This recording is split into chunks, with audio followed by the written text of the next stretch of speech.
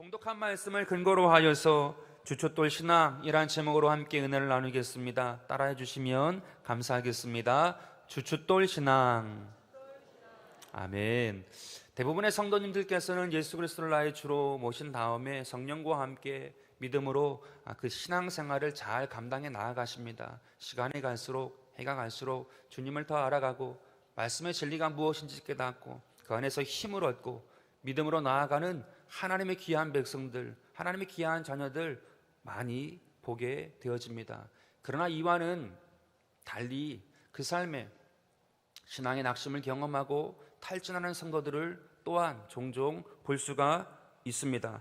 한국 리서치에서 조사한 2020년도 내용에 의하면 만 18세 이상 성인 남녀 중 종교가 있는 사람은 48%, 그 중에 2019년에서 2020년 1년 사이에 종교의 변화가 있는 사람은 7%, 이 중에 기독교인이었다가 무교가 된 인원이 13%이라고 합니다. 기독교인 전체를 본다고 하면 어쩌면 그렇게 많은 숫자가 아닐 수 있어요. 그러나 적지 아니한 숫자가 건물이 무너지듯이 그 신앙의 집이 무너지고 있음을 이야기하고 있는 것입니다. 여러분, 예수님께서 한 마리의 잃어버린 영혼들을 귀하게 여기시지 않으셨습니까?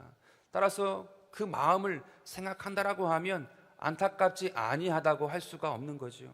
하나님, 이 영혼들이 하나님 안에서 견고해져서 나아갈 수 있는 은혜가 있기를 항상 우리는 기도해야 되는 것입니다. 그렇다고 하면 저와 여러분은 나의 신앙, 우리의 신앙을 어디에 세워야 할 것인가?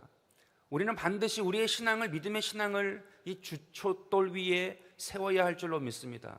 주춧돌 위에 세워질 때에 건물이 흔들리지 아니하고 견고히 서 있는 것처럼 우리의 믿음, 우리의 신앙도 주춧돌 위에, 튼튼한 주춧돌 위에 세움으로 말미암아 무너지지 아니하고 나아갈 수 있는 은혜를 경험하게 되기를 바라겠습니다. 여러분, 주춧돌이 무엇일까요? 주춧돌은 기둥을 받쳐주는 밑돌을 말합니다. 그래서 이 밑돌이 강하지 아니하면 기둥이 세워지고 그 위에 집이 지어지면 그 힘을 견디지 못해서 무너지고 맙니다. 따라서 이 주춧돌이 강해야 돼요. 이 주춧돌이 크고 튼튼해야 그 집이 견고하게 쓰고 무너지지 아니할 수 있는 것입니다. 여러분, 성경 말씀에서 이 주춧돌에 대하여서 데살로니가 전서 4장 3절 말씀에서 이렇게 말씀합니다. 하나님의 뜻은 이것이니 너희의 거룩함이니라. 여러분, 하나님의 뜻은 기초가 되는 거예요. 주춧돌이 되는데 그것이 우리의 믿음 안에 거룩함이다라고 말씀합니다. 또한 오늘 본문 말씀 디모데전서 4장 5절입니다. 하나님의 말씀과 기도로 거룩하여 짐이라. 여러분, 성경에서 거룩함이 신앙의 주춧돌임을 말씀하시면서 그것이 말씀과 기도로 이루어진다라고 오늘 디모데전서 4장 5절에서 말씀하고 있어요. 하나님의 말씀과 기도로 거룩하여 짐이라. 하나님의 말씀과 기도가 그 삶에 있는 사람은 성령께서 함께 하시고 그리스도 예수의 은혜가 넘친 바 되어서 그 삶을 통하여 하나님의 천국의 기쁨을 경험하고 천국의 생명을 경험할 수 있는 주춧돌 있는 신앙이 된다라고 말씀하고 있는 것이, 오늘 저와 여러분의 삶에 이 주춧돌이 있는 신앙, 주의 말씀이 있고 그 기도가 있어서 흔들리지 아니하는 온전한 주춧돌이 있는 신앙으로 승리하며 나아가는 은혜가 있게 되기를 간절히 바라겠습니다. 따라서 말씀과 기도로 신앙의 주춧돌을 튼튼히 하는 그 은혜를 오늘 이 시간에 경험하게 되길 바라겠습니다. 그렇다면 어떻게 해야 튼튼한 주춧돌 신앙이 될 수 있을까? 첫째로, 주춧돌 신앙은 말씀과 기도의 단순한 삶을 살 때에 이루어지는 거예요. 말씀과 기도의 단순한 삶을 말씀하고 있는 거죠. 우리가 예수 그리스도를 나의 구주로 고백하는 순간에 성령은 우리를 아주 단순하게 인도해 주십니다. 요한복음 16장 8절인데요. 그가 와서 죄에 대하여, 의에 대하여, 심판에 대하여 세상을 책망하시리라. 여러분, 세상은 우리 인생에 대하여서 복잡하고 어렵고 힘들다라고 말하지 않습니까? 그러나 성령께서 오늘 내 안에, 저와 여러분 안에 오시면 죄와 의에 대하여 깨닫게 하시고 그 결국인 심판에 대하여 알게 하심으로 우리가 아주 단순한 삶을 살 수 있도록 우리를 인도해 주신다라는 것입니다. 따라서 성령 충만한 사람은요, 자기 일에 최선을 다해요. 그 일을 통하여서 하나님께 영광을 돌리는 사람이 되어집니다. 왜냐하면 주님께서 함께 하시는 그 분명한 것을 알고 의에 대하여 죄에 대하여 알고 그 마지막인 심판에 대하여 알기에 여러 가지로 고민하지 아니하고 주님이 주신 것, 주님의 말씀해 주신 것, 깨닫게 하신 것을 붙잡고 그 일에 최선을 다하고 그것을 통하여 하나님께 영광을 돌리는 하나님의 귀한 백성으로 살더라라는 것입니다. 따라서 이러한 믿음으로 살아가는 사람들을 세상 사람들은 때로는 비웃습니다. 참 단순한 사람이다, 참 어리석은 사람이다, 그렇게 말할 때가 너무나도 많이 있어요. 그러나 단순한 신앙은 뿌리가 깊고 넓게 있는 신앙이에요. 그래서 흔들리지 않고 무너지지 아니하는 신앙을 가진 사람이 바로 아주 단순하지만 주 앞에 올곧게 서 있는 신앙인 것입니다. 우리가 예수를 오래 믿게 되어지면 세상에 살았던 친구들이 한 명, 두 명 자꾸 정리되지 않습니까? 말씀과 기도로 성령 충만함을 받게 되면 내 삶에 있던 죄의 찌꺼기들이 하나 둘 사라지기 시작해요. 내 안에 있었던 죄의 문제, 또한 말 못할 문제, 또한 인생의 문제, 이런 것들이 다 하나씩 해결함을 받게 됩니다. 그럴 때 우리의 삶이 견고해지잖아요. 단순하지만 견고하여서 흔들리지 아니하는 믿음을 가지고 주 앞에 나아갈 수 있게 되는 것입니다. 오늘 저와 여러분의 삶에 있어서 이 주춧돌 같은 신앙을 가지고 나아가는 은혜가 있게 되길 바라겠습니다. 성경에 마리아가 바로 이러한 주춧돌과 같은 신앙을 가지고 주님을 섬겼어요. 예수님이 손님으로 오셨어요. 어느 날 그때에 마르다와 마리아가 주님께 음식이라도 접대해야 되지 않습니까? 그러니까 마르다가 분주했어요. 근데 마리아가 아주 단순한 결정을 합니다. 나는 주의 발치에 앉아 주의 음성을 들어야겠다라는 생각을 가지고 주님 앞에 그 발치에 앉아 주의 말씀을 듣거든요. 그것을 본 마르다가 분이 났어요. 나와 함께 일해야 하는 마리아가 자기는 그렇게 쉬고 있고 나는 분주하게 일하게 있고, 그렇게 판단한 거죠. 그것을 가지고 주님께 항변을 합니다. 누가복음 10장 40절인데요. 마르다는 준비하는 일이 많아 마음이 분주한지라 예수께 나아가 이르되 주여, 내 동생이 나 혼자 일하게 두는 것을 생각하지 아니하시나이까? 그를 명하사 나를 도와주라 하소서라고 이야기하죠. 여러분, 이 이야기는요, 예수님 말 좀 그만하세요, 설교 좀 그만하세요. 예수님께서 계속해서 설교를 하고 계시니까, 말을 하고 계시니까 마리아가 나를 도와주지 않고 있지 않습니까? 지금 상황이 그렇지 않습니까? 우리가 잘 준비해서 접대해 드릴 테니까 잠깐 들어가서 좀 쉬세요. 그동안에 잘 준비하고 접대해 드리겠다라는 뜻이에요. 사실은 마리아에게 도와달라고 청하지 아니하고 예수님 앞에 마리아가 있으니 예수님께 직접적으로 이 마르다가 이야기를 한 거예요. 그래서 예수님께서 뭐라고 말씀하십니까? 누가복음 10장 41절에 42절입니다. 주께서 대답하여 이르시되 마르다야 마르다야, 내가 많은 일로 염려하고 근심하나 몇 가지만 하든지 혹 한 가지만이라도 족하니라. 마리아는 이 좋은 편을 택하였으니 빼앗기지 아니하리라 하시니라. 여러분, 마리아가 택한 것은 이 좋은 편이래요. 이 좋은 편을 택한 것을 빼앗으려고 하지 말라라고 마르다에게 말씀하십니다. 더구나 이 마리아가 택한 것은 주춧돌과 같은 신앙이어서 빼앗기지 아니하리라라고 예수님께서 말씀하세요. 이 신앙은, 이 단순한 신앙이지만 이 말씀과 기도 안에 완전히 매여 있는 이 마리아의 신앙은 네가 어떠한 말을 하여도 빼앗을 수 없다라고 말씀하신 거예요. 오히려 예수님께서 마르다에게 뭐라고 말씀하십니까? 오히려 이 좋은 편을 너도 택하기 위하여서 한 가지만 하든지 그것만 해도 족하다, 단순하게 선택하라라고 마르다에게 말씀하시죠. 여러분, 예수님께서는 마리아의 신앙을 칭찬하셨잖아요. 그 마리아의 신앙은 주춧돌 신앙이었어요. 단순하지만 주님 앞에 올곧게 나아가는 그 마음으로 나아갔던 것입니다. 여러분, 우리의 삶에 얼마나 다양한 문제가 다가오고 그것들을 해결해야 하는 그런 상황이 발생이 얼마나 많이 됩니까? 성경에도, 초대교회에도 그런 문제들이 많이 생겼던 것을 기록하고 있어요. 특별히 6장에 보게 되면 나누는 문제, 구제의 문제가 나오지 않습니까? 그때 이 사도들이 아주 중요한 결정을 해요. 무엇이라고 결정하는가 하면 우리는 오직 기도하는 것과 말씀 전하는 것에 전무하리라. 단순한 결정을 하고 우리는 이것을 붙잡고 나갈 테니 7 집사님들께서 이 구제하는 것을 맡아주세요 라고 선택을 하죠. 여러분, 그때에 모든 문제가 다 해결이 되었습니다. 단순한 것이었어요. 아주 분명하지만 그것을 가지고 단순하게 선택하였을 때에 그 모든 문제가 해결되고 하나님께서 그 교회에 다시금 은혜와 부흥을 더하여 주신 것입니다. 여러분, 우리의 삶에도 그런 것이, 우리의 문제에도 그런 것이, 주님께서 함께 하시면 아주 단순하게 우리에게 말씀하세요. 그래서 그것을 붙잡고 그것을 이루어 나아가면 주님께서 거기에 합력하여 선을 이루어 주춧돌 신앙을 유지할 수 있도록, 우리의 믿음을 유지할 수 있도록, 이 말씀과 기도를 지킬 수 있도록 우리와 함께 하시는 것입니다. 오늘 저와 여러분의 삶에 어떠한 문제가 있습니까? 어려움이 있습니까? 주춧돌 신앙, 단순하지만 그 신앙을 붙잡고 믿음으로 나아가 승리하는 하나님의 귀한 백성 되기를 예수 이름으로 축원드립니다. 두 번째로 주춧돌 신앙은 어떠한 신앙인가? 지속적으로 세워져가는, 지속적으로 성장하는 신앙임을 우리에게 말씀합니다. 그러한 인생이 될 때에 주춧돌 신앙이 이루어지는 거죠. 여러분, 주춧돌이 놓이면 그 위에 기둥이 세워지고 그 힘으로 집이 세워지게 됩니다. 마찬가지로 신앙도 주춧돌이 놓여야 믿음의 꿈을 꾸고 믿음의 전진을 할 수 있지요. 주춧돌이 없으면 믿음의 꿈과 믿음의 전진을 할 수가 없어요. 교회를 다닌다고 하여서 좋은 믿음이 되는 것이 아닙니다. 믿음의 전진이 있어야 되고 믿음의 꿈이 있을 때에 이루어지는 거지요. 말씀과 기도로 주춧돌이 놓인 사람은 믿음의 생각을 하게 돼요.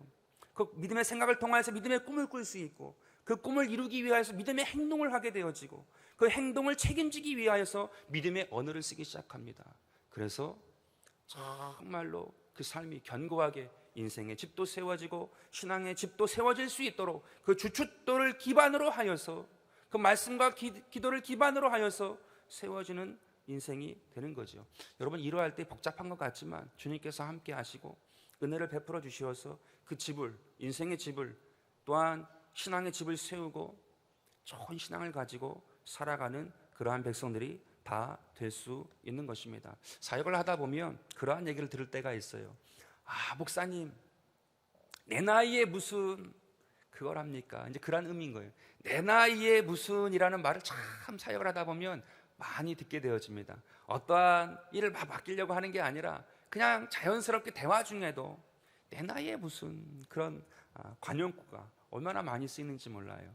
예전에 한번 한 90세 먹었던 한 할아버지께서 TV에 나오셨는데 외국어를 익히고 있는 거예요. 그래서 PD 되는 그 선생님이 아니 할아버지 이 외국어를 익혀가지고 해외에 나가시려고요? 물었더니 그 할아버지가 이렇게 말씀하세요. 아니 아침마다 일어나는 것이 즐거워서 배워. 외국어를 배우니까 아침마다 일어나는 것이 즐거우시대요. 아무런 희망이 또 아무런 그런 생각을 가지지 않고 아침에 일어날 수 있지 않습니까? 그런데 배우는 것이 즐거워서 아침마다 일어나는 것이 즐겁다, 그런 이야기하는 것을 보았습니다. 여러분, 내 나이에 무슨 동일한 게 아니라는 거예요. 여러분, 사무엘 울만이라는 시인이 있는데 그가 쓴 청춘이라는 시에 이러한 소절이 있습니다. 청춘이란 인생의 어느 한 시기가 아닌 사람의 마음가짐을 뜻한다네.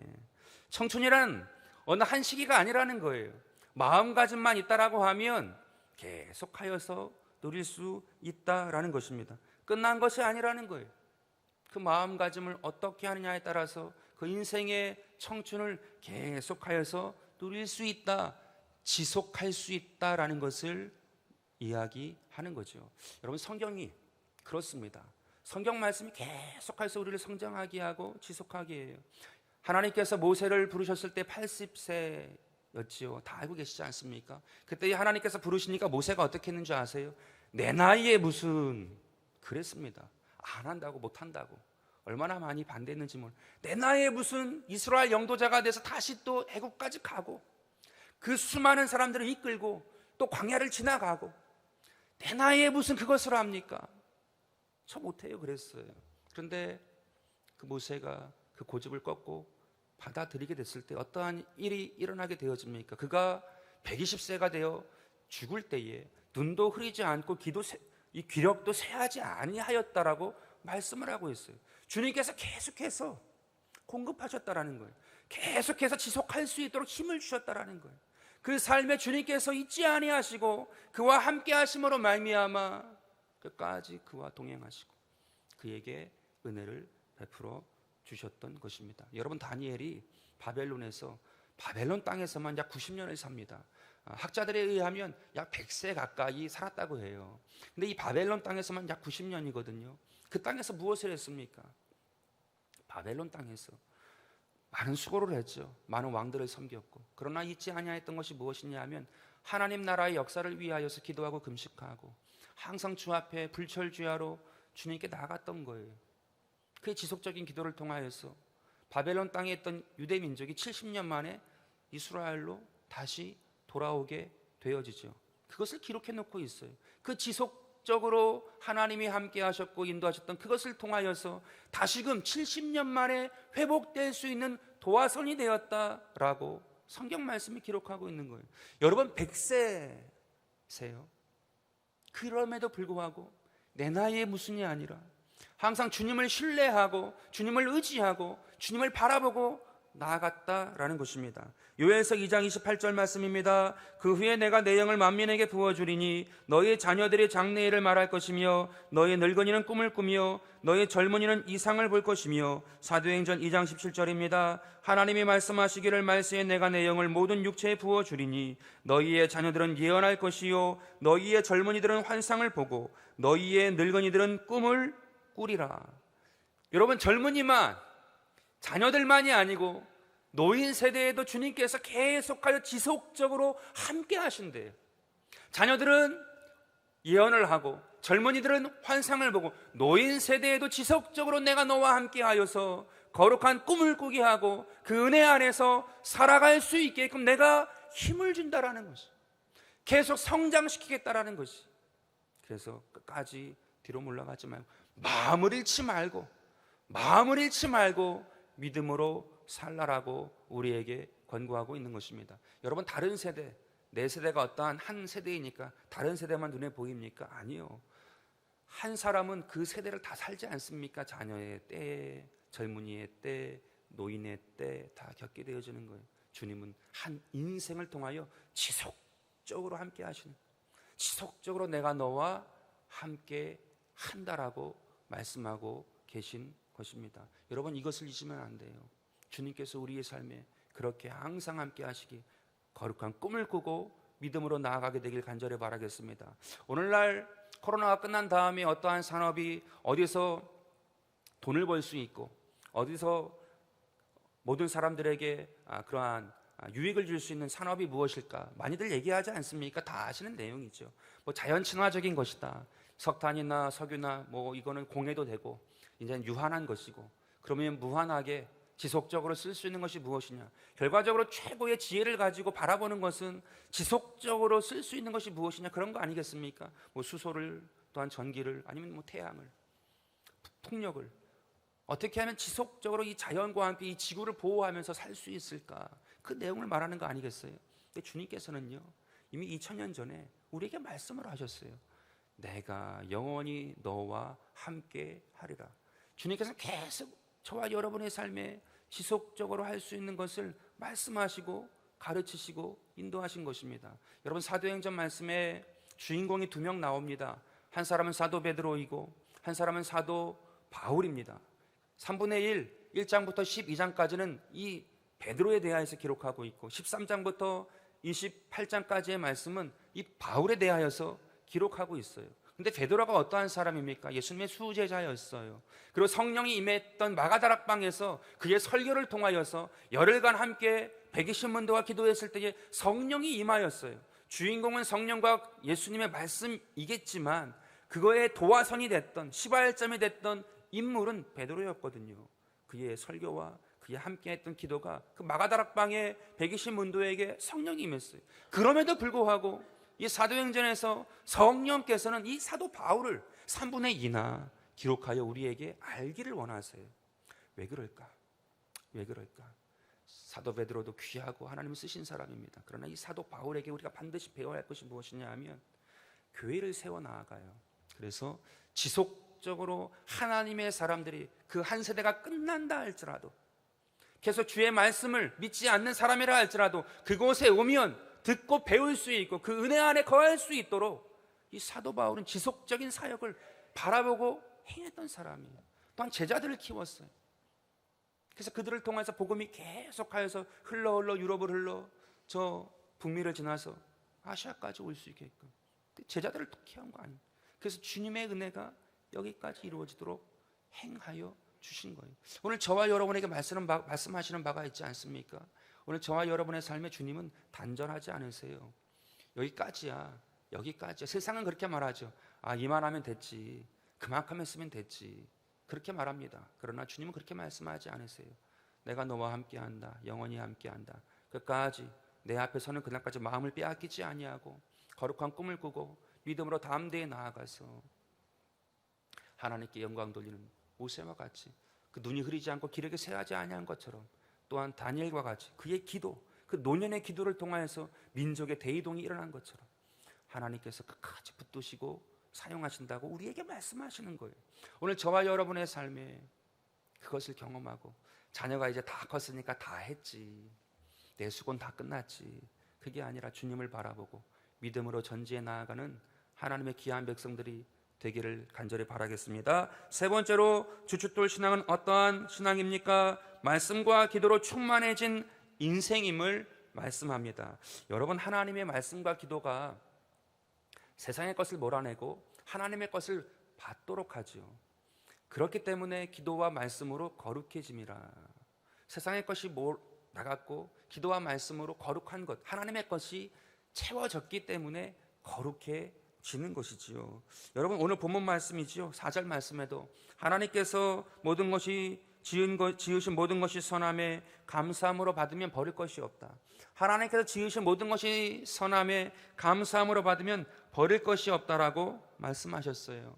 여러분, 우리의 의식주만 버릴 것이 없이 하나님께서 복되게 하셨습니까? 아니요. 그 이상 거기에 국한되지 아니하고 하나님께서 받아들일 수 있도록 또 복되게 하신 그러한 것들이 얼마나 많은지 모릅니다. 이번 주에 큰 사건이 하나 있었지 않습니까? 광주에서 건물이 무너져서 마침 정류해 있던 버스에 덮쳤잖아요. 많은 사상자가 나고 또한 돌아가신 분이 있고, 저도 뉴스에서 그걸 딱 봤는데 순간적으로 저에게 세 가지가 지나가더라고요. 무엇이냐 하면 그 중에도 예수 믿는 사람이 있을 것 같은데 그 가족들이 믿음을 잃지 않도록 주님 도와주세요, 그런 마음이 좀 들어왔어요. 그리고 또 하나는 불신자도 있을 터인데 긍휼히 여겨주세요. 또 하나는 내가 만약 그 자리에 있었다면 마지막 순간에 내가 받아들여야 할 것이 무엇인가. 말씀과 성령이 나를 거룩하게 하고 말씀과 기도로 주의 것을 받아들인다라고 했는데 내가 그 마지막 순간에 있었다라고 하면 그 순간에 받아들여야 할 것이 무엇일까. 그러한 마음이 들어왔어요. 첫 번째는 내 자신을 받아들여야 되겠구나. 내가 아무리 죄와 허물이 많다 할지라도 다윗처럼 하나님께 무릎 꿇고 회개하면 다시금 회복되는 거잖아요. 기쁨이 충만하게 되지 않습니까? 주의 말씀과 기도로 충만하게 된 인생이죠. 하나님께 그러한 항상 내 자신을 받아들이는 그러한 시간을 가져야 되겠구나. 또 하나는 가족을 받아들이는 시간이 항상 있어야 되겠구나. 가족을 받아들여야 되겠구나. 이런 부부 간에뿐만이 아니고 부모와 자식 간에, 또한 형제 간에 얼마나 많이 갈라져 있습니까? 코로나 기간이 너무 좋다라고 하잖아요. 명절 때 최고의 선물이 코로나라고 얘기하지 않습니까? 다 깨져 있는 거예요. 너무 힘든 거예요. 만나면 힘든 거예요. 근데 그 원수같이 미워하고 그러한 생각을 갖고 있는 그러한 우리의 마음이 있지만 그 가족을 받아들일 때에 우리에게 충만해져요. 자신을 받아들이면 기쁨이 충만해지고 가족을 받아들이면 사랑이 충만해집니다. 그리고 이 교회 공동체를 받아들여야 되죠. 하나님께서 믿음의 가족으로 형제 자매라고 부르셨잖아요. 믿음의 공동체로 가족이라고 세우셨다는 거예요. 그 교우를 받아들이는 거예요. 받아들이는 거예요. 남을 보는 듯이 지나가고 그런 것이 아니고 만나면 인사하고 격려하고 위로해주고 이렇게 받아들이는 거거든요. 그래서 그렇게 행하면 우리 안에 충만히 이루어지죠. 감사의 충만이 이루어지죠. 하나님께서 그것을 보시고 마음을 여셔야 우리에게 채워지지 않습니까? 하나님께서도 우리를 보시고 마음을 여시는 거예요. 항상 좋으신 하나님이시니까 그냥 활짝 열어놓은 것이 아니고 우리가 하는 것을 주님이 보시잖아요. 그래서 닫혀 있는 것을 다 열고 받아들여서 주님께 나아가면 주님이 충만하게 하세요. 주님의 가족을, 내 마음을, 또한 교회를 채우셔서 하나님이 충만한 주춧돌로 사용하십니다. 오늘 저와 여러분의 삶에 이 주님이 거기에 인생의 집을 세우고 신앙의 집을 세우라고 말씀하신 것, 단순하지만 말씀과 기도로 단순하지만 그 신앙을 갖고 또한 계속해서 세워져가는 성장하는 그 마음을 잃지 말고 또한 내 안에 그 말씀과 기도로 충만해지는 그 삶임을 기억하며 나아갈 때 내가 거기에 인생의 집을 세우고 신앙의 집을 세운다고 말씀하시는 것입니다. 오늘 그 주님을 바라보고 믿음으로 나아가 승리하는 하나님의 귀한 백성 되기를 주 예수 이름으로 축원드립니다.